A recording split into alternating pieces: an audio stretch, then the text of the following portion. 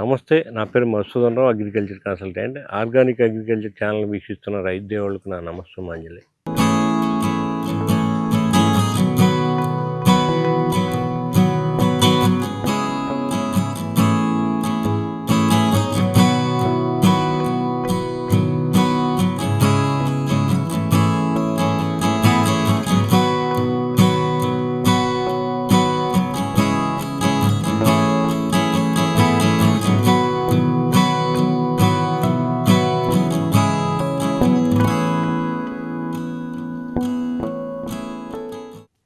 ఇప్పుడు మనం పెద్దాపూర్ గ్రామం, ఉప్పునుంతలం మండలం, నాగర్ కర్నూలు జిల్లా, వేముల నరసింహారావు గారి పామాయిల్ ఫీల్డ్లో ఉన్నాం. ఇక్కడ సార్కున్న ప్రాబ్లం ఏంటంటే చాలా పెద్ద మొక్కలు గెలలో వేయట్లేదని అన్నారు. అది నిజామాబాద్ నర్సరీ నుంచి తెచ్చారట. అయితే చూడటానికి అది ఆఫ్ టైప్ లాగా అయితే కనిపించట్లేదు, కానీ గెల్ల అయితే ఇంతవరకు రాలేదు. ఆ తర్వాత చిన్న మొక్కలు ఇక్కడ దగ్గరలో తీసుకున్న మొక్కలు మాత్రం గెల్లలు కనిపిస్తున్నాయి. పెద్ద మొక్కలు చాలా తక్కువగా ఉన్నాయి. ఏదో నర్సరీ మేనేజ్మెంట్లో మిస్టేక్స్ వల్ల అది కొంచెం అది మెటబాలిక్ యాక్టివిటీ కోల్పోయి అలా ఆగిపోయి ఉండొచ్చు. దాన్ని మనం యాక్టివేట్ చేయొచ్చు. అలాగే ఇక్కడ మైక్రోన్యూట్రియంట్ డెఫిషియన్సీలు కూడా కొంచెం ఎక్కువగానే కనిపిస్తున్నాయి అనమాట. అక్కడ చూడొచ్చు, ఆకులు సన్నగా వచ్చినాయి, ఆకుల మధ్యలో పగుళ్ళు ఉన్నాయి. అది జింక్ లోపం. మనకి గతంలో అనుకున్నాం జింక్ లోపం కానీ ఉంటే మనకి పిల్లలు పుట్టరు మనుషులకు కూడా, ఇలా కూడా వీటికి కూడా జింక్ లోపం ఉంటే అది సరైన గెల్లకి రాదనమాట. ఎనీహౌ ఇప్పుడు ఈ భూమి అయితే చాలా సారవంతమైన. చూడండి, ఇక్కడ చూడండి, ఈ పల్లేరుగాయ ఉంది. ఈ పల్లేరుగాయ చాలా బలమైన భూమిలోనే వస్తుంది.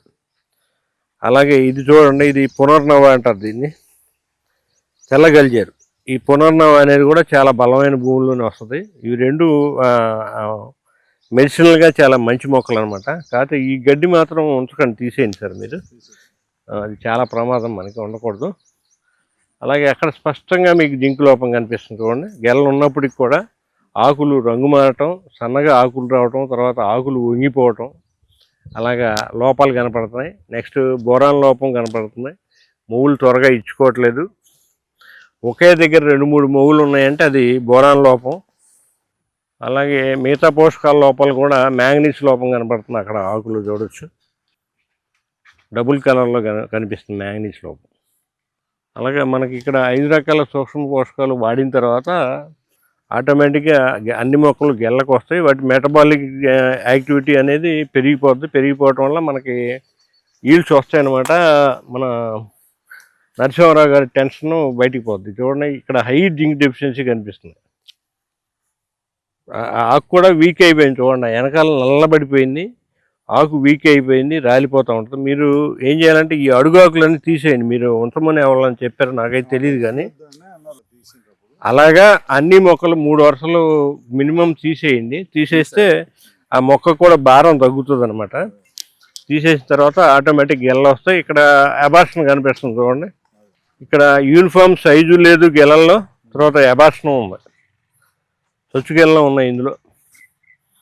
అందులో చూడండి, న్యూట్రిషన్ డిజార్డర్ ఎంత చక్కగా కనిపిస్తుందో. జింక్ లోపం, పూర్తిగా జింక్ లోపం ఉంది. అది దాంతోపాటు సైమల్టేనియస్గా మిగతా పోషకాల లోపాలు కూడా ఉంటాయి ఆటోమేటిక్గా. ఎందుకంటే ఏ మొవ్వు త్వరగా ఓపెన్ అవ్వట్లేదు.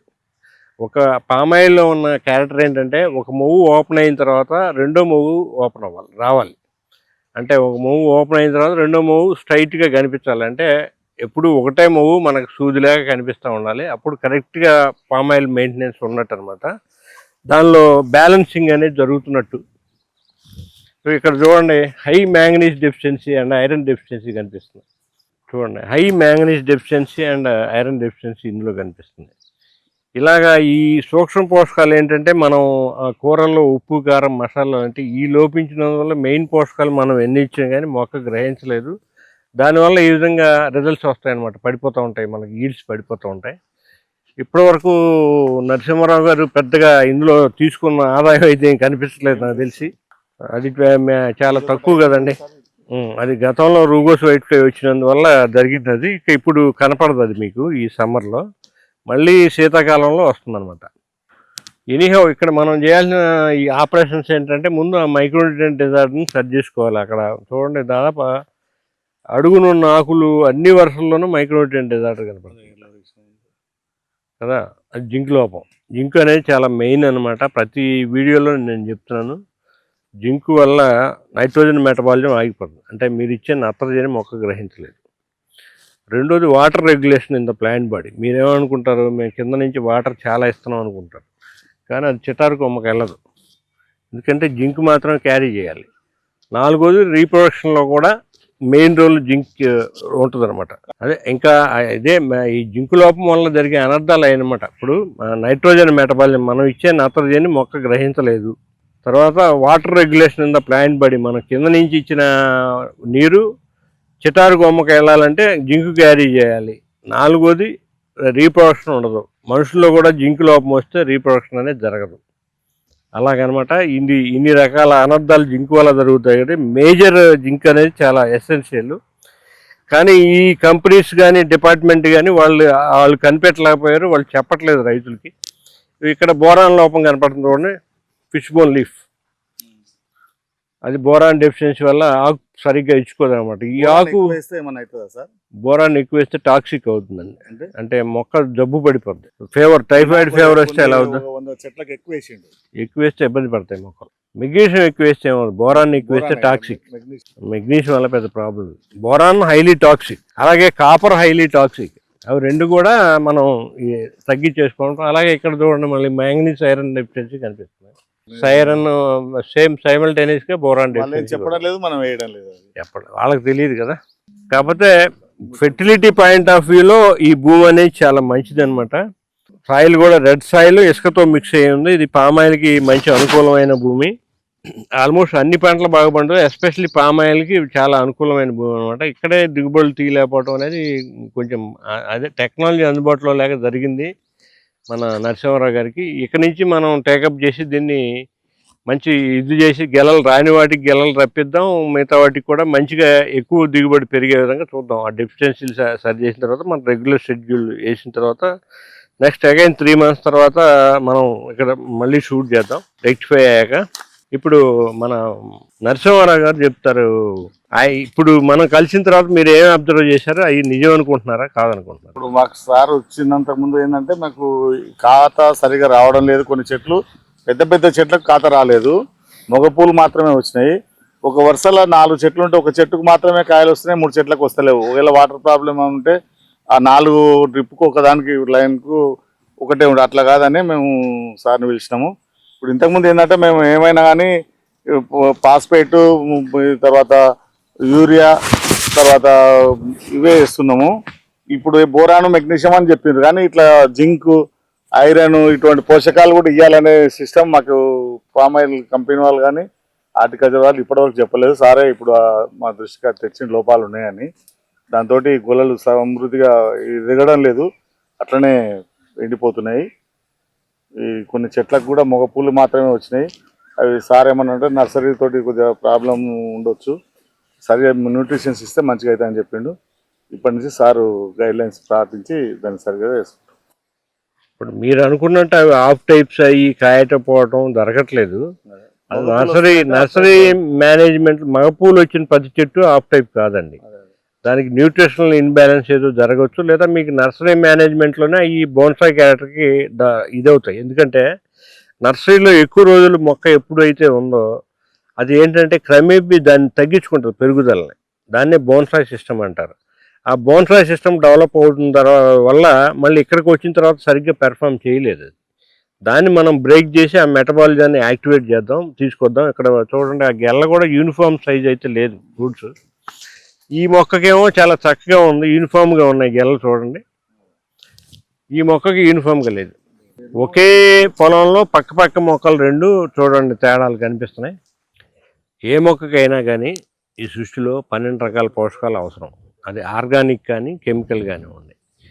గతంలో ఏంటంటే మన భూముల్లో సరిపడా ఈ మన సాయిల్ మైక్రోబ్స్ అంటే కోట్ల సూక్ష్మజీవులు ఉన్నప్పుడు అవి భూమిలో మనం ఎలా చేసినా కానీ సరిపోయింది. కానీ ఈ మధ్యకాలంలో మనం కెమికల్స్ ఇచ్చి వాటన్నిటిని పూర్తిగా చంపేశాం.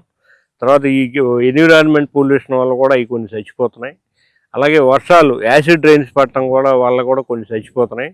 అవన్నీ పోయిన దానివల్ల ఇప్పుడు మొక్క అది దానికి అవసరమైన అడుగుతుంది. ఎందుకంటే ఆ సూక్ష్మజీవులు గతంలో సరఫరా చేసాయి, ఇప్పుడు ఆ పక్కన వేప చెట్టు ఉందో దానికి మన నరసింహారావు గారు వ్యవసాయం చేయట్లేదు, అడవిలో ఉన్న మొక్కలకి నరసింహారావు గారు వ్యవసాయం చేయట్లేదు. వాటన్నిటికీ ఏంటంటే ఏ అయితే సూక్ష్మజీవులు ఉన్నాయో అవి వ్యవసాయం చేస్తున్నాయి. కానీ ఇక్కడ ఆ సూక్ష్మజీవులు మనం చంపుకున్నాం కాబట్టి ఎక్కువగా ఈ పోషకాల లోపాలు కనిపిస్తున్నాయి ఈ మధ్య. దానికోసం మీరు డిపార్ట్మెంట్ వాళ్ళు కానీ కంపెనీల వాళ్ళు కానీ మీరు కూడా అప్డేట్ అవ్వండి. 2 సంవత్సరాలు నేను చెప్తున్నాను 12 రకాల పోషకాలు అవసరం అండి బాబు అని. మీరు కెమికల్లో ఇవ్వండి, మీకు కెమికల్ మీద ప్రేమ ఉంటే. నేనైతే కెమికల్ని ఇచ్చేయను, యాక్సెప్ట్ చేయను. ఆర్గానిక్లో ప్రేమ ఉంటే ఆర్గానిక్లో ఇవ్వండి. కానీ మనం సేంద్రియ వ్యవసాయం చేయకుండా ఇలాగే కెమికల్ వ్యవసాయంలో వెళ్తూ ఉంటే భవిష్యత్తులో ఈ మధ్య ఈయన జగ్గి వాసుదేవ్ గారు ఒక ఉద్యమం తీసుకొచ్చారు, సేవ్ సాయిల్ అని. ఇంకా మనం 40 పంటల తర్వాత మనకి పంటలు పండడం, మన భూములు ఎగ్గొడతాయి. ఆల్రెడీ దాని తాలూకు సిమ్టమ్సే ఇవన్నీ కూడా, ఇన్ని లక్షణాలు కూడా. పామాయిల్ మొదట్లో మనకి ఇండియాకి ఏపీకి వచ్చినప్పుడు అప్పుడు ఈ పోషకాలు మాత్రమే అవసరం అవుతాయి, ఇవి సరిపోతాయి అని చెప్పారు. ఇప్పుడు అవి సరిపోవట్లేదు. సో ఆయన చెప్పినట్టు, జగ్గి వాసుదేవ్ గారు చెప్పినట్టు, మన భూముల్ని ఇప్పుడు మనం కాపాడుకోకపోతే అది పూర్తిగా పాడైన తర్వాత దాన్ని బాగు చేయటం అనేది జరగని పని. ఒకసారి ట్రబుల్ ఇచ్చిన ఇంజన్ ట్రబులే. ఇప్పుడు ఇంకా మనకి పరిస్థితులు చేయి దాటిపోలేదు. ఇప్పుడు నుంచే బాగు చేసుకొని మనం సేంద్రియ వ్యవసాయం వెళ్ళి మన భూములను బాగు చేసుకుందాం. భవిష్యత్ తరాలకి, ఇప్పుడు నరసింహారావు గారి అబ్బాయి ఉన్నారు, ఆయన వచ్చే టైంకి ఈ పంటలు కాయపోతే, వాళ్ళు ఇప్పుడే కాయటం తగ్గింది ఇది, ఎందుకంటే అది టెక్నాలజీ లోపం, అది వేరే విషయం. భూమిలో కెమికల్స్ పెరిగిపోయి అప్పటికి అసలు కాయకపోతే మరి ఆయన ఏం తింటారు, ఆయన పిల్లలకి ఏమిస్తారు? అందుకని మనం అందరూ కూడా ఆలోచించి భవిష్యత్ తరాలను కూడా దృష్టిలో ఉంచుకొని మనం భవిష్యత్ తరాలకి ఒట్టిపోయిన భూములు ఇవ్వకుండా మంచి సారవంతమైన భూములు ఇచ్చే దిశగా మనం నడుద్దాం. ఇలాగే రైతులు ఎవరైనా మీకు సమస్యలు ఉంటే మీరు మమ్మల్ని సంప్రదించవచ్చు. నా ఫోన్ నెంబర్ 9515322657. నేను 24/7 అందరికీ అందుబాటులో ఉంటాను. నమస్తే, ధన్యవాదాలు.